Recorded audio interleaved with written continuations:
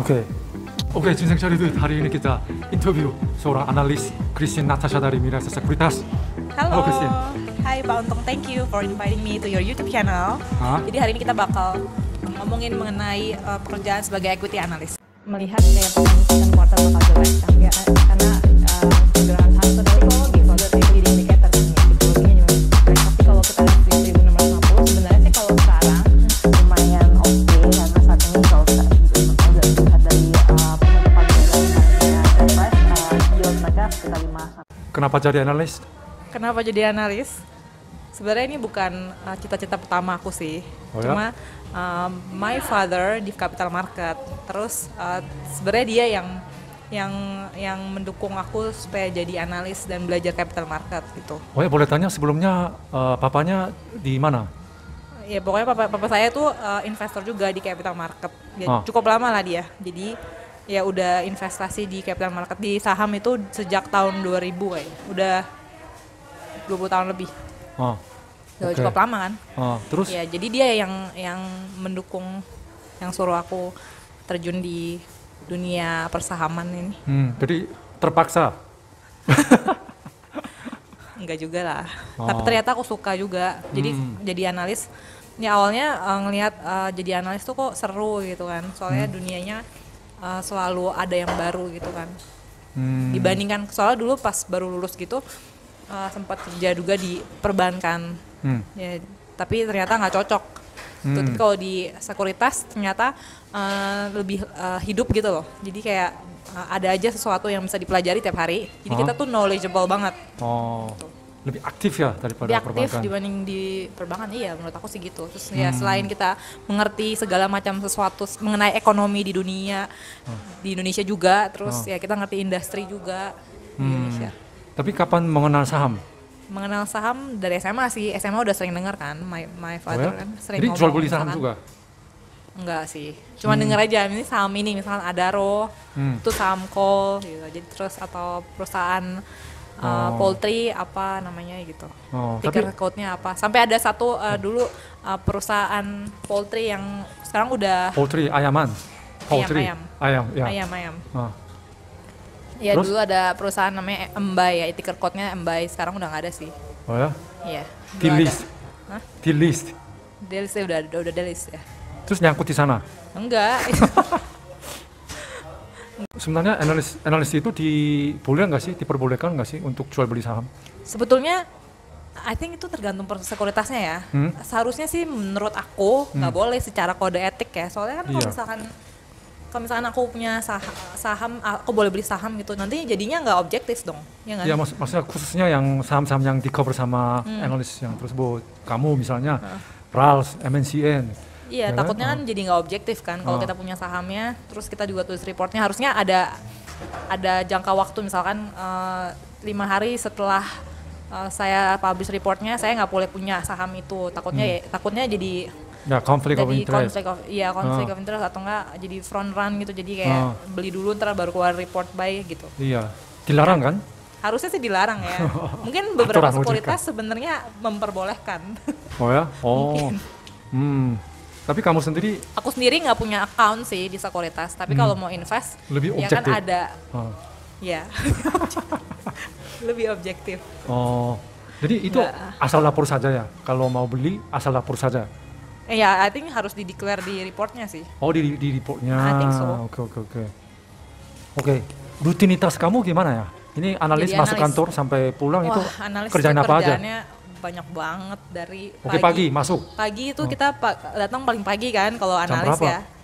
Sebenarnya sih biasanya tuh sekuritas jam 7:30 harus datang ya. Kadang-kadang saya jam 8 udah saya kadang-kadang jam 8 baru datang sih. Karena kita harus kayak biasa lah pagi-pagi baca newspaper, terus persiapin morning meeting. Yang mana morning meeting di sekuritas saya kerja itu jam 8:15 baru mulai meeting. Jadi ya jam 8 masih keburu lah.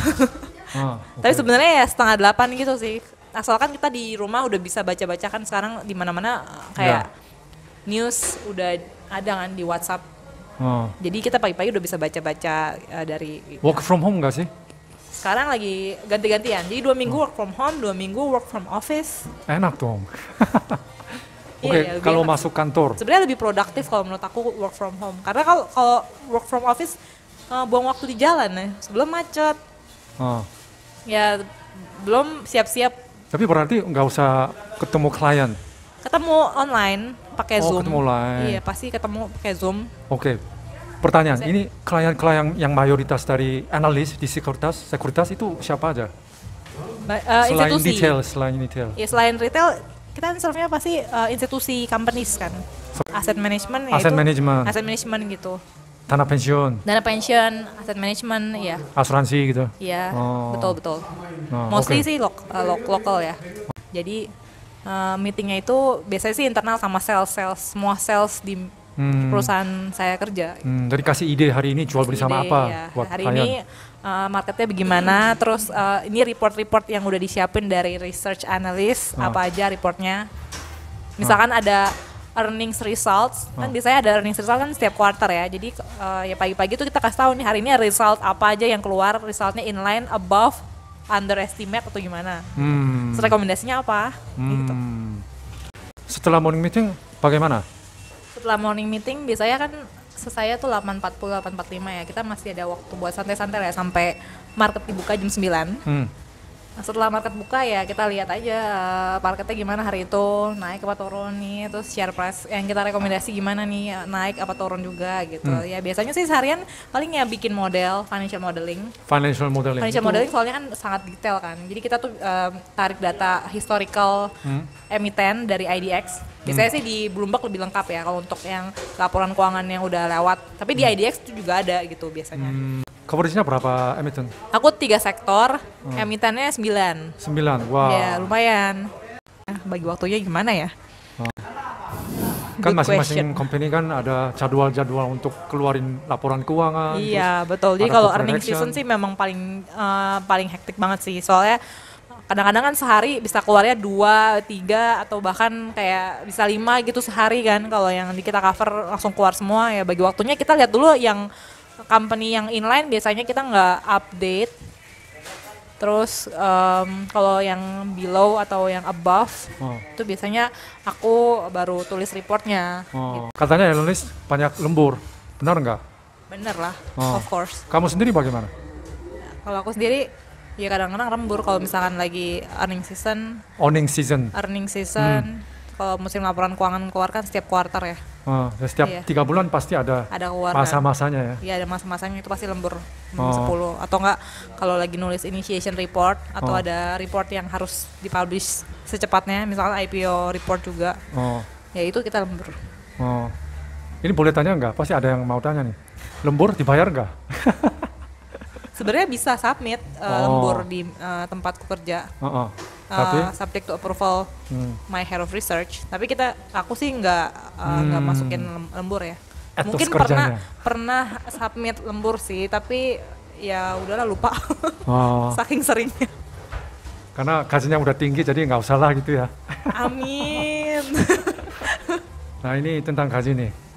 Kan Mirasa pernah interview si Felicia Putri kan?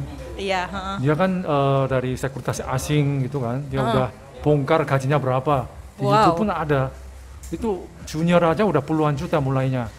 Nah, kalau ya itu sekuritasnya kalau ternama ya. Nah mungkin Mirasa juga salah satu ternama nih. Kenapa gaji analis begitu tinggi? Jualan apa sih sebenarnya? Jualan apa? Bisa aja sih yang bukan lulusan accounting finance jadi analis. Tapi kan maksudnya bikin research report kan juga butuh waktu yang lama. Jam kerja kita kan seperti yang aku udah sampaikan tadi, jam kerja kita tuh panjang. Kata Felicia mungkin dibandingkan industri lainnya lebih tinggi ya. Mungkin karena kerjaannya juga stressful. Dari sisi bikin research report itu not easy. Apalagi kalau bikin initiation report. Terus kan kita juga ngeliatin financial statements terus. Jadi otaknya sangat dipakai terus. Sangat dipakai terus, iya benar. Dukanya apa? Dukanya paginya di mana? Jam kerja. Ya kadang-kadang kalau misalnya nih kadang-kadang misalnya nih kalau laporan keuangan baru keluar hari Jumat jam 5 sore. Kan aku harus bikin research reportnya dong as soon as possible, which means jadi Sabtu Minggu kerja gitu. Gitu. dukanya itu, terus stressful juga. Misalnya kita rekomendasi sell tapi ternyata sahamnya digoreng terus naik, pasti orang nanya dong, kok sell gitu, kenapa sell, fundamentally sell, tapi ternyata ada corporate action apa yang di luar kendali kita, share price-nya naik atau apapun itu kan pasti ditanyain, analisnya nih salah nih, rekomendasinya ini nih gitu. Tapi memang analis boleh keluarin report yang sell? Boleh. Tapi boleh ya lazimnya kan enggak. Mostly mungkin orangnya tergantung ya. Kalau aku sih ada sell, ada buy, ada hold, jadi range objektif. Ada sell juga? Aku ada sell. Berani amat. Kalau memang emitennya enggak ngomelin. Put sell ya why not sell. Itu tergantung company-nya. Kalau company-nya sebenarnya maunya sell tapi sebenarnya company-nya mungkin besar banget ya, I put hold recommendation. Jadi itu isyaratnya ya, kalau hold itu dalam arti sell, ya kan? Mostly biasanya kalau hold itu sell ya. Bahasa halus. Bahasa halus ya. Ya kan? Jadi jadi senangnya gimana? Senangnya di mana? Senangnya mungkin knowledgeable. Terus kita juga networkingnya lebih bagus kalau di capital market kan. Jadi kadang-kadang bisa ketemu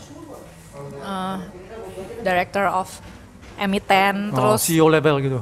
Ya, C-level. Ya, networkingnya oke lah kalau di capital market. Senangnya juga kalau lagi gajian. Bonusnya seberapa sering? Bonus setahun sekali lah. Oh ya? Tapi kan tahun lalu sama awal tahun ini kan booming sahamnya. Nah, itu gimana kalau itu? Ya, tahun lalu karena performance company bagus banget, bonus juga bagus sih. Tapi kita kan nggak tahu itu one off atau akan terus-terusan gitu. Karena 2020 memang booming kan, banyak banget investor baru, terus performance company juga bagus, market share company naik. Ya, pasti itu mempengaruhi kan? Ke bonus juga kan. Iya. Ya, hopefully 2021 juga demikian karena kan awal tahun juga performance bagus banget gitu kan. Kita berharap tahun depan bonus juga bagus. 다혜심 lagi dengar nggak? Oke. Biasanya karir para analis wanita itu ujung-ujungnya bagaimana itu? Sampai mana biasanya? Sampai mana ya? Kalau analis cewek-cewek kalau setahu aku kebanyakan mereka either ke buy side atau jadi sales, asset management. Iya, jadi research asset management atau fund manager mungkin di asset management atau ke institutional sales. Karena waktunya lebih banyak kan kalau untuk mereka gitu. Ya kalau sibuk terus susah juga ya kalau misalkan kalau perempuan mau berkeluarga. Setahu aku gitu. Atau putus karir kita apa namanya? Putus karir mungkin banyak juga sih. Setelah punya anak. Iya, banyak juga yang udah nggak jadi equity research analyst. Kalau Christine sendiri bagaimana cita-citanya? Nanti ujungnya bagaimana karirnya? Gimana ya? Sekarang sih belum kepikiran buat leave capital market, apalagi pindah ke jalur yang lain. Masih enjoy myself di sell side gitu, apalagi kalau sekarang kan banyak project baru misalnya bikin video atau apapun itu, maksudnya I still enjoy becoming equity research analyst. Kalau kedepannya belum tahu, tergantung jalan hidup lah. Jadi gimana cara masuk pasar modal, bagaimana nih? Cara masuk pasar modal kalau mau jadi equity analyst di sell side gitu ya? Ya nggak susah sih, apply aja. Tapi kan basically kamu juga harus tahu background seorang analis itu kan harus ngerti laporan keuangan, which is accounting, finance, cara memproyeksi laporan keuangan. Jadi basically kita siapin diri, waktu juga karena selain kita mengerti gitu-gituan, kita juga harus punya banyak waktu kan kalau jadi equity research analyst. Kalau sertifikat gituan bagaimana? Sertifikat aku sih punya WPPE. Wakil perantara pedagang efek. Biasanya itu buat broker. Biasanya sih yang wajib banget itu adalah sales ya. Tapi kalau aku saranin sih belajar WPPE. Jadi kan kita tahu kode etik lah, terus tahu juga pelajarin kayak evaluasi gimana gitu-gitu kan. Ada sedikit-sedikit dipelajari juga di WPPE. Jadi ya menurut aku sih itu good to know lah kalau misalkan bisa punya WPPE. Why not? Gitu. Kalau CFA gitu? Kalau CFA yang nggak wajib sih. Tapi kalau misalnya punya CFA lebih bagus karena itu kan certified financial analyst, which is ya Christine finance sendiri ya. bagaimana? Aku sendiri nggak punya CFA sih. Tapi ada pengen kejar gitu? Sekarang belum sih. Karena yang terpenting sebenarnya kalau di capital market itu adalah experience kan. Kalau kita udah pernah melewati cycle ketika misalkan krisis gitu, kita tahu nih pas krisis gimana experience-nya gimana gitu. Jadi itu lebih kepake sih kalau menurut aku ya. Tapi kalau misalnya punya CFA ya jauh lebih bagus buat jadi equity analyst gitu. Nah selain punya CFA kan itu juga harus sering-sering baca ya laporan keuangan, news-news yang beredar juga harus tahu gitu. Itu sih.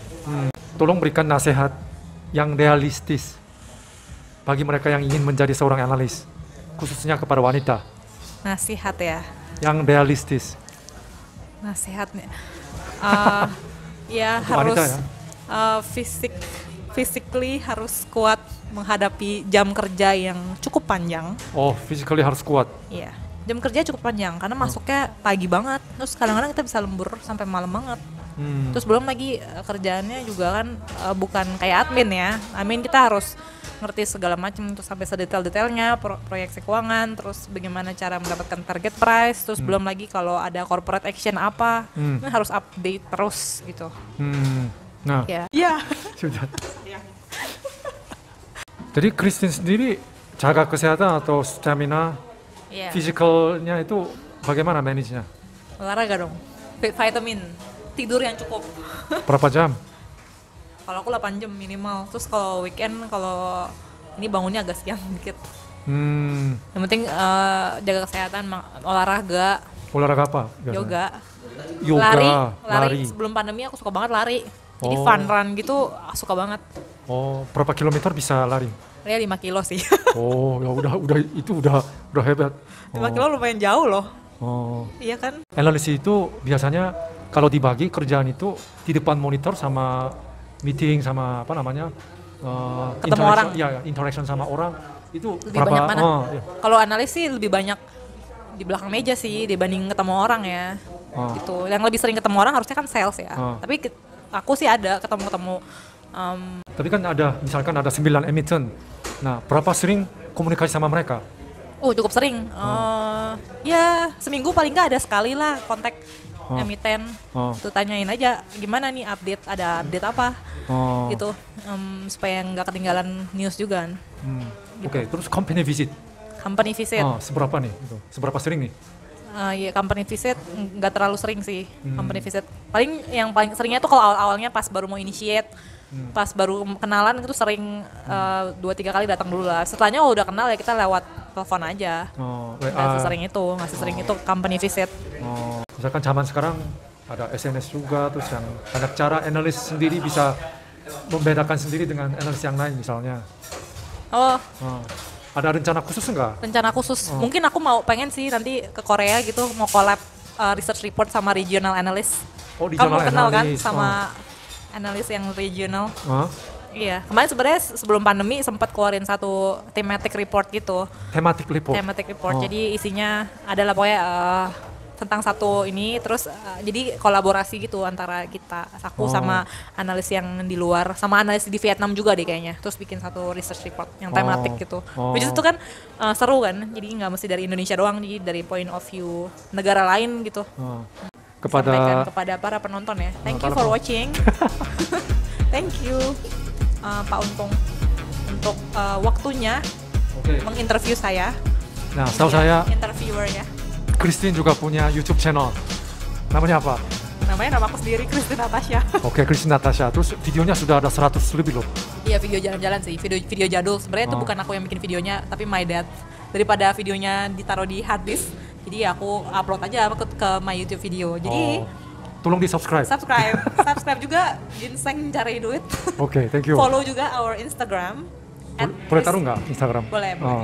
@christine.natasha. 감사합니다.